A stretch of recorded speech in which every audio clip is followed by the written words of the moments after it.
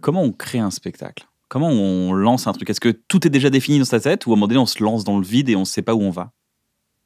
Question que je vous... En fait, c'est intéressant, c'est dans les deux sens. Parce que toi, tu prends la balle au bon et toi, tu as accompagnes. l'initiative et toi, tu prends la balle au bon. Ouais. Moi, je prends la balle au bon et parfois, il y a... Tu réaccompagnes même. Il y a quelques balles et puis, j'ai failli dire beau. Il y a quelques balles et ben, ça fait pas 1h30. Donc, sur cette base de balles, il faut en créer d'autres. Il faut jongler avec. Ouais. Donc, on se lance dans le vide. C'est important de se lancer dans le vide à un moment donné. Il y a une inconnue. Moi, je trouve ça génial. Je trouve que de toute façon, c'est en 10 jours que se fait un spectacle. C'est dans les 10 jours où tout d'un coup, de toute façon, c'est fascinant de voir que le spectacle va être ce qu'est la personne, ce qu'il a dans le ventre à ce moment-là de la vie.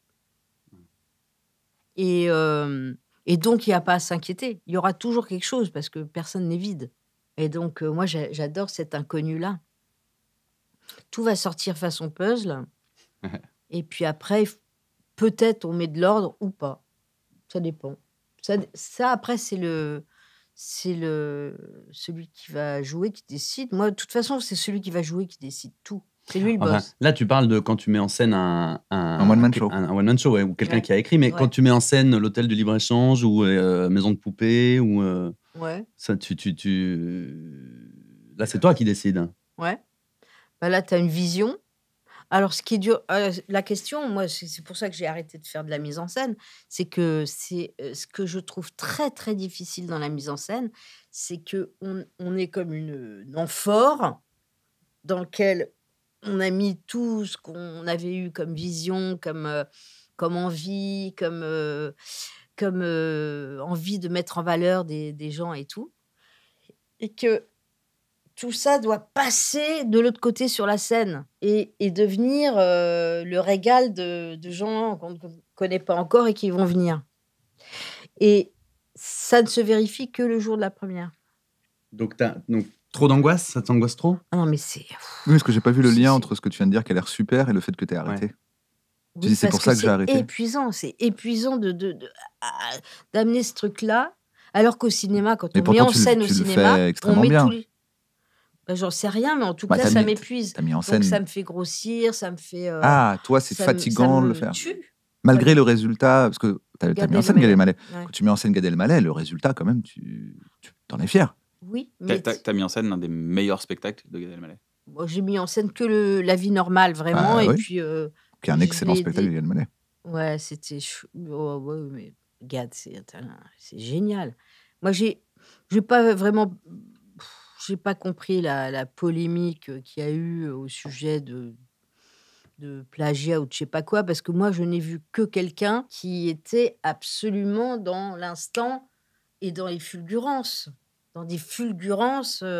Par exemple, Darza qui monte au sommet de la montagne, c'est-à-dire au sommet du pic de la montagne, c'est-à-dire au maximum de la montagne, c'est-à-dire plus haut, t'es un oiseau. À quel moment c'est sorti le plus haut t'es un oiseau? C'est en spectacle. Un soir, il était au maximum de la montagne et puis tout d'un coup, il a dit, il manquait un truc. Plus haut, t'es un oiseau. C'est beau, hein? Bah ouais. Donc, je veux dire, le mec, c'est un génie. Hein. Mais donc, malgré les excellents résultats et les succès de tes mises en scène, c'est une telle souffrance que tu as décidé d'arrêter d'en faire. Parce que quand tu mets en scène au cinéma, tous les jours, tu mets dans la boîte. Donc, tous les jours, tu te délestes. Tu sais que ça... Allez. T'as pas un truc de A à Z à présenter, à tenir l'énergie de A à Z. T'as le montage qui va venir après, en plus, au cinéma, c'est les acteurs qui doivent avoir confiance en toi parce qu'après, tu vas faire ce que tu veux de ce que tu as filmé. Ouais. Au théâtre, c'est le metteur en scène qui doit avoir confiance en ce qui va être fait après. Parce que tu vas lâcher. Et surtout, tu n'as pas le bénéfice du succès en satisfaction. C'est-à-dire, le moment où ça se joue et si ça a du succès, toi, tu dois partir. Et c'est obligé. Moi, je ne suis pas un metteur en scène qui va faire des notes, qui va faire chier en disant « Ah, t'as pas fait ce truc-là ?» Parce que par expérience, je sais qu'un truc qui n'est pas fait un soir, c'est une erreur, c'est du vivant. Donc, tu vas pas aller faire chier quelqu'un sur quelque chose que c'est trop tard de toute façon. Donc, moi, le jour où c'est fini, je m'en vais. Je viens de temps en temps regarder le spectacle pour mon plaisir, mais c'est pas moi qui profite du succès. Donc, ce n'est que que du don. Ce n'est que du fatigant. Voilà. Mais j'ai adoré ça et j'ai adoré les personnes avec qui j'ai travaillé et toutes sans exception. Mais voilà. Et en plus, quand tu mets en scène quelqu'un qui va jouer tout seul, tu vas au plus profond de la personne. Il y a même des gens que moi, je connais et ils savent très bien que je les connais, comme peu de gens les connaissent et que je ne les reconnais pas des fois après, dans la suite de leur vie. Donc, ils sont un peu gênés. Ils savent très bien que s'il y a un truc avec lequel ils ne sont pas complètement d'accord dans le truc qu'ils sont en train de faire, je le sais. Tu vas leur dire pas moi. Oui, mais moi, je ne vais pas faire ça. Oui, mais ils ont peur que tu le fasses. Bah oui, mais c'est pas mon genre. Bah non, parce que toi, t'es cool, t'es tranquille. Mais il y a des choses ils veulent des histoires à problème. C'est ça qu'on disait au début. Bah voilà. Bah oui, mais il faut dans notre pays, il n'y aura pas ça. Dans notre pays, tout le monde reste un peu, tu vois. Et surtout, dans notre pays, quand on se voit et qu'on sent des choses, on a l'élégance de l'oublier tout de suite. Parce que sinon, on devient lourd. Quand on se voit et qu'on sent des choses bah, par exemple, si je sens que tu es triste ou si je sens que tu as un problème ou si tu sais que je suis là, mais je vais avoir l'élégance quand on est ensemble de l'avoir oublié. Ah, de ne pas figer la personne dans un... Bah non, parce que sinon... ça sera dans notre pays. C'est un peu plaisant. C'est vrai, dans notre pays. C'est vrai. Ça enlève pas mal de gens, beaucoup de gens que je connais qui ne pourront pas venir dans notre pays, du coup, mais bon. Je connais 2-3 qui s'arrêtent sur une image de toi d'il y a 857 ans. Et... Ah ouais. Là, c'est vrai que c'est un effort à faire. C'est un truc que j'ai appris dans ma vie de dire.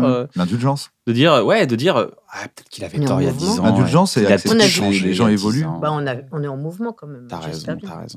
Parce que des fois, on dit non, pas lui, c'est un gros bâtard. Tu fais, mais tu le connais depuis combien de temps? C'est quoi la dernière fois que tu l'as vu? C'était il y a 9 ans. Fais, la rédemption. Crois-moi, t'étais pas le même il y a 9 ans. Hein. Donc peut-être. C'est possible que le gars n'ait pas bougé, que la personne n'ait pas changé, mais part du principe que c'est peut-être bien de prendre un café et regarde, hein, ça se trouve... Ça a été quoi un de vos plus gros déclics dans votre vie qui vous a dit « Waouh, ça, faut que je change » Un truc te dit « Bon, ça, je veux plus être ça. Ça, je veux plus ça. Ça, je pose la grande beauté. Ça, je pose cette valise, elle ne m'appartient pas ou j'arrête. » Vous avez eu un déclic à un moment donné de... Ah, tu parles de valise. Et tout à l'heure, tu parlais d'héritage. Ouais. Il y a des valises contre un bal qui ne sont pas les nôtres. Ah non, c'est ça. C'est pour ça que je dis ça. Ça se trouve, tu peux dire, oh, mais en fait, ça, c'est pas moi, ça.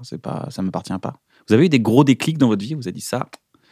Ou toute votre vie, vous avez été un imbécile heureux et impeccable et vous avez traversé la vie avec bonheur et joie? Alors, si je peux donner une petite nuance sur imbécile heureux. Non, j'entends. Moi aussi, non, parce que moi aussi, je m'accuse de ça parfois. Pas d'imbécile heureux. J'ai été accusée d'optimisme inconsidéré.